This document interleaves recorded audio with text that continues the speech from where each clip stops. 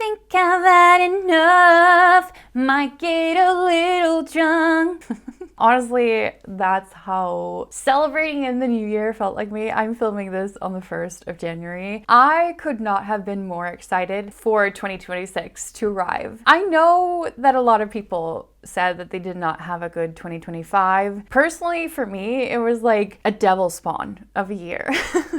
I felt like I walked through several layers of hell, and I am not sure that I've crawled my way up yet. And I did a lot of work on myself. I went to a lot of therapy. I tried to deal with things happening in my life the best as I could. But when life gets hard, you can't spend all of your time doing that. You also have to have fun. You have to have a social life. You have to have normalcy in some way. So besides doing all the healthy things like working out and trying to eat well and spending time with friends, I had something happen at the end of June that was just like grief inducing. I think something good came out of it because as a result, I fled into the world of books. And I'd actually been in a major reading slump. I didn't read anything for the other half of the year, so I didn't pick up reading until July of this year. And I'm so happy I finally did again. I used to be such a bookworm, especially when I was a kid. I would read through so many books. I had a booktube channel at some point. You could probably still find it. It's still out there. But because I needed this distraction in July, I finally got to it. And since then, I read 44 books. I did read another book back in January, so that makes my reading total for this year 45 books, which, oh my god, that's so amazing. That's more than I read previous years. I did all of that in just the span of half a year. Now, the amount of books that people read, it always becomes this big discussion, and I'm not really the fastest reader. I think that if you take that time where you look at how many pages you read across an hour, I'm not in the hundreds. I'm like 40, 50 pages tops.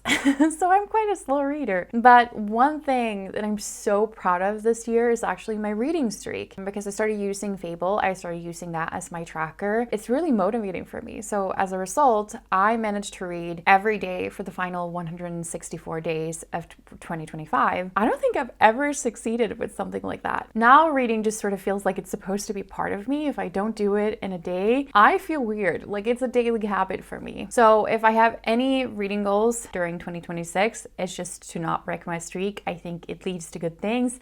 It led me to read so many fantastic books. That's, I guess, what we're going to talk about today. I read many good books this year. I'm quite a harsh critic, I'm not going to lie. I do have a harsh ranking system. But some books still got 5 stars. They stood out as great, amazing reads. And I have compiled a list of my top 10 favorite, and we're going to talk about them in this video in no particular order because I do think it's difficult to rank them or rate them. I'm not going to do that, but these are 10 really good books. The first one I'd like to chat a little bit about is I Who Have Never Known Men by Jacqueline Hartman. I found this through similar recommendation videos, people's wrap-ups, people talking about it on Book Talk, for example. I think it came out in 1995, and it was always described to me as a short dystopian book with no men, and I was like, sign me up. I don't need to read about men. So in this story, we get to follow 40 women locked up in a cage. They are watched over by guards at all times. And among them, we have this young woman who basically grew up inside the cage. She was a kid when she was put in there. And as a result, she has very few memories of the outside world and doesn't really remember life as we would know it. And this book made me think so much.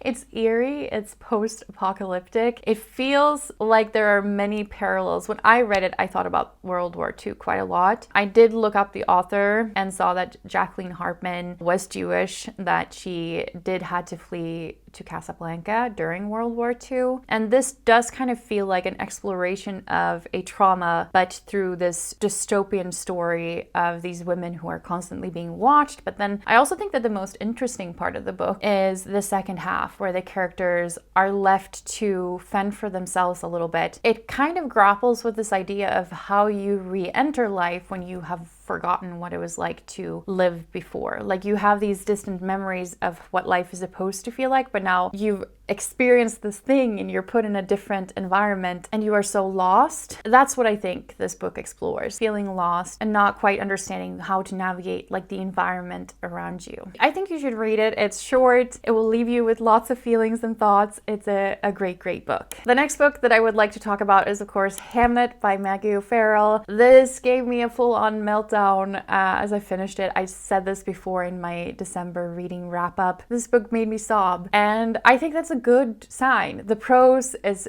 beautiful. What Hamnet is about, if you haven't heard about it or come across the movie trailer or seen the movie and all that stuff, William Shakespeare, he had this son that was named Hamnet who passed away. And this book is Maggie O'Farrell's sort of imagining of who this son might have been, but also how these people around him would have dealt with this situation, essentially. It really gripped me. It's really just a story about grief. It's a story that is beautifully told. I cared so much for these characters. I felt some sort of female rage whilst reading it, and I am definitely ready to read more Maggie O'Farrell. I can't wait for the movie to come out, and Sweden doesn't come out until February 27th, so I'm so excited. Read it. Another book that I really loved this year is Bury Our Bones in the Midnight Soil by V.E. Schwab. This was my first V.E. Schwab novel. Had never heard about her before, but I kept seeing this book popping up. It's a sapphic vampire love story spanning multiple centuries. I loved it. I loved the two different narratives. I love how V.E. Schwab essentially sort of weaves them together. I love the hot, sexy lesbian vampires. Like, what's not to love about that? I want someone to make a hot, sexy TV series or movie out of this, so I'm just putting that out there. Please do so. I would eat that up. And on top of that, I actually really liked the prose. I liked the language. I felt like this is a very character-driven book because you will get to the end and sort of wonder, what even happened? It's not plot-driven in that sense. It's very character-driven. It's an exploration of these characters that we get to meet, what it means to be good and what it means to be bad. It's about loneliness. It's about connection and these women just loving other women. Another book or actual book series that I read this year and absolutely loved is the Rebel Blue Ranch series written by Lila Sage. I ate this up. Apparently, I love a good cowboy romance. Makes sense because half my apartment is just cowboy stuff anyway. I just love a good cowboy. What can I say? I have not historically been a huge romance fan, but this was like a gateway drug for me, and I'm so excited to get deeper into the genre. In each book, you get to follow a different set of characters, but essentially all of the characters that you will get to follow in the books exist in all of the books, if that makes sense. The final one, which I gave 5 stars to, Wild and Wrangled, follows, for example, the characters Cam and Dusty. They're part of this family or like the small town of people, and we have already met them or been acquainted by them in the previous 3 books. If you like a good love story, I'm not going to say too much. It's cowboys, it's love stories. Just read it if you're into that kind of stuff. And yay, there's actually a book that I have the physical copy of, which is great. I read The Wedding People by Alison Espach this year. I know it's on a lot of people's lists. I don't know what I was expecting going into this, and I think because it wasn't what I expected, I really ended up enjoying it so much more. I thought just from reading the back that this was going to be a little fun romance story. Someone is at this hotel, there's going to be a wedding. I didn't quite understand from the blurb here how the person who was at the hotel who didn't belong to the wedding was going to end up ruining it. So I didn't quite understand the blurb. I thought it was going to be a fun little romance, but that's not what you're going to end up getting. I think this is deeper. It talks about depression. I was not prepared for that, but I think it added an interesting layer to this story. I laughed, I cried, and I did enjoy the romance part as well. I think it's also really funny, but it's just deeper than what I expected. So in this story, we get to follow the character Phoebe, who turns out to be the only person currently checked in to this fancy hotel who is not attending this big wedding. Phoebe is really depressed. She just got a divorce and she doesn't know what to do with herself. Frankly, does not care for this party. The bride refuses refuses to have a depressed person ruining her wedding week, and so they begin interacting with each other. I think that the romance isn't the most interesting part of this book. I actually enjoyed the discussions around friendship a lot more, and so I think that the love story sort of is secondary to that, but I do recommend. It's very, very funny, and yeah, it did move me. Whilst we're on the topic of romance books, I also read People We Meet on Vacation by Emily Henry. This is a very popular book. I read it because it's coming out as a movie now in January, and I couldn't be more excited because I love this story. I became obsessed with it. It was my full-on personality for the few days that I ended up reading it over. I read it in tandem, both as an audiobook and as an ebook. I recommend doing that. That's so much fun. I feel like you get a narration. Sometimes I can also, as a slow reader, I will up the speed a little bit so that I get through a book faster. But I really enjoy this story. We get to follow two characters. It's Poppy and Alex, and they are friends. They are besties. We get to follow their friendship spanning across multiple years as they go on vacation together. It is funny. It is full of tension. I loved the dialogue. I loved the way that Emily Henry wrote these characters. It has major connection to When Harry Met Sally. So if you like that kind of story, I will highly recommend it because for me, this was just such a hit. I am obsessed with that type of love story where it's like you have known this person all along and you have all these complicated feelings. I just loved it. So can highly recommend. It was an enjoyable, amazing time. Did I shed tears? Absolutely, I did. But I guess I just do that. With most of the books on this list, I did shed tears. Actually, did I shed tears for all of the books on this list? I think so. Actually, I think so. Yeah.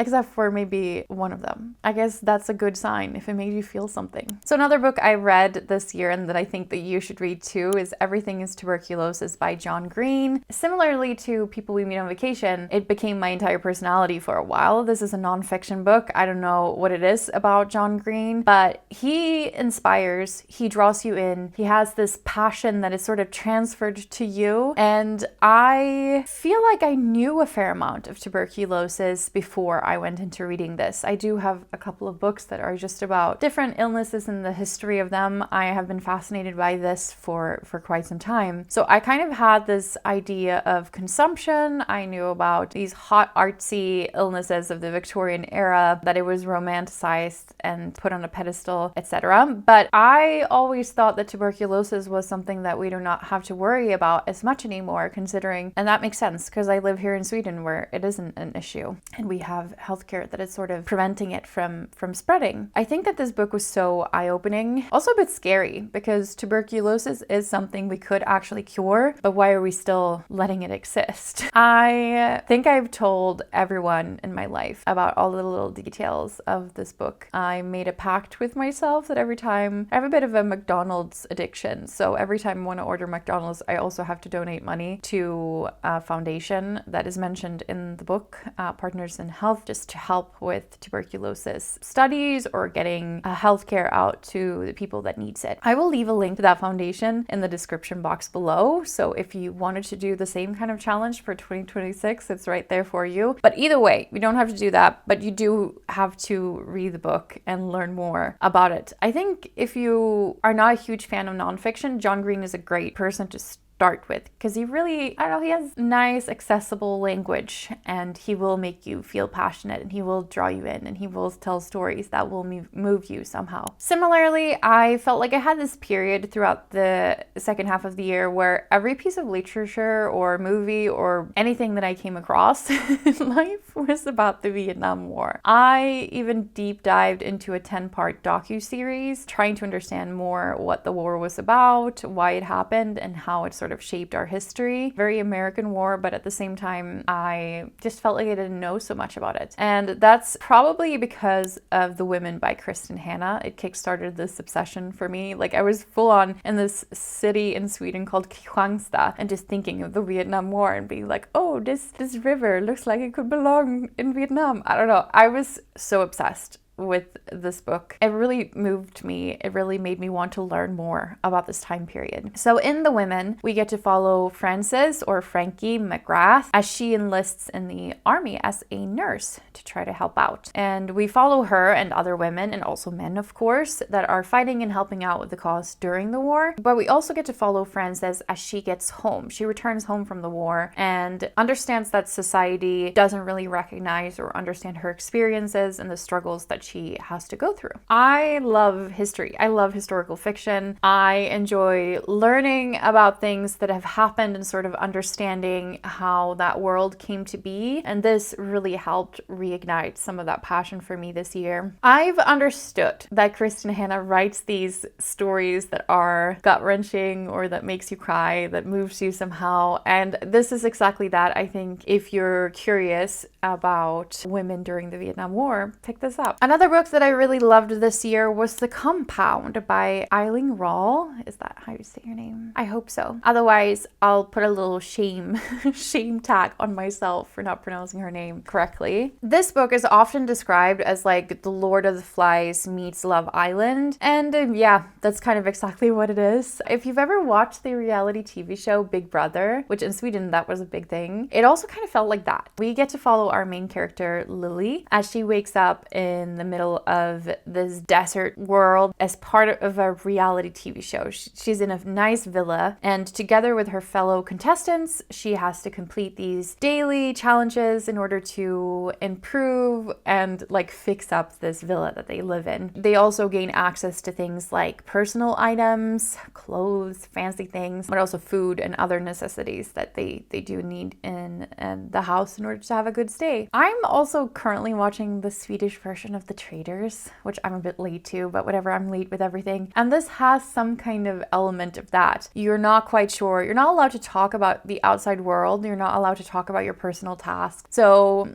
there's this element of who can I trust? It's a very dystopian book. It's about forming relationships with others, but also about consumerism and escapism, I would say. It seems like in this story, the outside world is not the greatest place to be in. It seems like quite a difficult place. The reality TV show sort of allows these contestants to not have to talk about their lives outside the show, to escape in a way, to make a better life for themselves. My year, because of what I said in the beginning of this video, has been about escapism in many different ways. And so of course this sort of resonated with me. It made me think. I listened to the audiobook as well, which I really enjoyed. Can recommend. If you think that this concept sounds interesting, go for it. And then the final book that I'm here to recommend to you today is another cowboy story, but not a cowboy romance.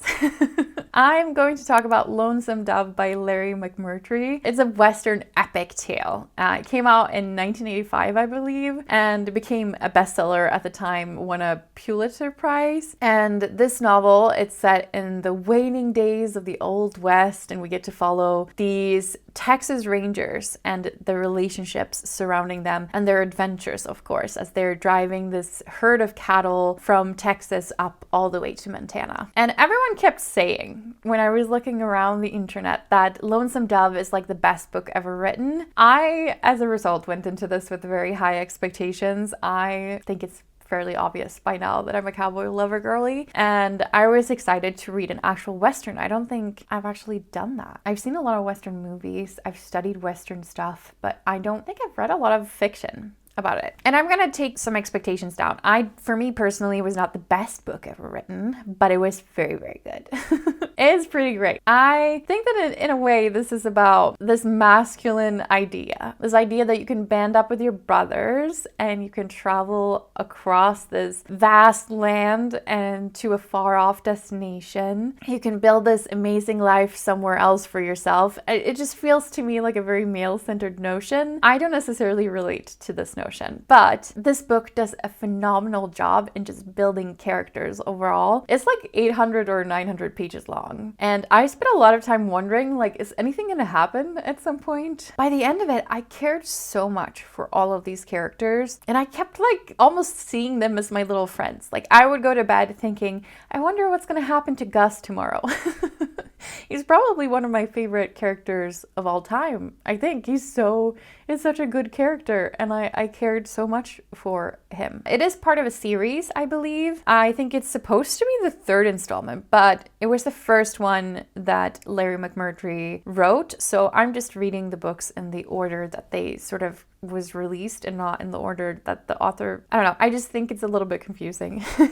I just think that's how I will continue the series. I don't think it really matters in the sense. I looked around on Reddit and people were saying it didn't matter. So I can highly recommend this. It's a good book. It will take you some time to get through, but I was thoroughly entertained. I will definitely be reading more Westerns in the upcoming year. And that was everything for this year's top 10 books. Wow. I want to hear your top 10 books, or maybe even your favorite book. So please leave comments below and let me know, because we're here to spread the good vibes. If you're coming across my channel for the first time, hi, my name is Josephine. I run this YouTube channel, but I also run a book club over on Fable. You can find a link to it in the description box below. We're currently reading Tomorrow and Tomorrow and Tomorrow by Gabriella Seven. You're free to join in. We also do reading sprints and productivity sprints on a regular schedule now. So if you just want to come hang out with me during live times, that's also perfectly fine. But I'm looking for more bookish friends. I'm looking for more friends who watch a lot of cool films, because I love doing that as well. And I am just gonna say I'm so excited for 2026. If I keep up my reading streak, if I keep up this energy to consume good stories, I will be at a good place in a year from now. So thank you so much for listening to all my recommendations, and I'll see you again soon.